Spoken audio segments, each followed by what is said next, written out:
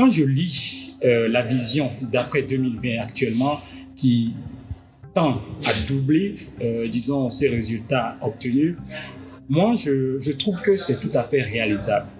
Tout à fait réalisable si le mouvement, tel que structuré et organisé, parvient à mettre l'accent sur les leaders religieux, la jeunesse et l'autre atout majeur que j'ai lu à Cotonou la fois passée au cours de la dernière réunion, de la dernière rapport, c'est cette manifestation des bailleurs à rentrer réellement dans cette danse-là. La pléthore d'associations qu'on observe autour des questions de santé et de reproduction aujourd'hui est un atout. Mais il faudrait que le mouvement ait réellement un regard bien aigu sur l'ensemble des programmes que mènent ces jeunes-là, bien entendu avec le support de certains bailleurs, pour voir si les objectifs tels que fixés au départ sont atteints à l'arrivée. C'est très important parce que, vous voyez, à la tête de ces organisations, souvent, il y a une guerre de leadership qui tente à entacher les résultats ou la vie de les leaders religieux qui, pour moi, constituent une pierre angulaire de par leur rôle qu'ils jouent au sein de la société. Mais il ne faudrait pas seulement que ces rôles soient seulement des paroles qu'on entend de la part de ces leaders religieux au cours des grandes réunions. Parce que figurez-vous, c'est des personnes qui incarnent, je vais dire, des normes sociales au sein de nos sociétés.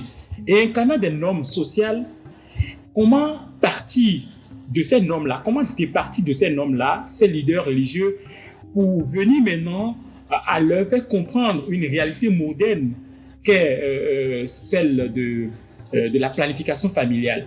On sait comment ça se passe dans nos couvents et dans certaines de nos religions. Donc, il va sans dire que le travail soit concentré davantage au niveau de ces leaders religieux et à coup sûr aussi sur, disons, les organisations de jeunes.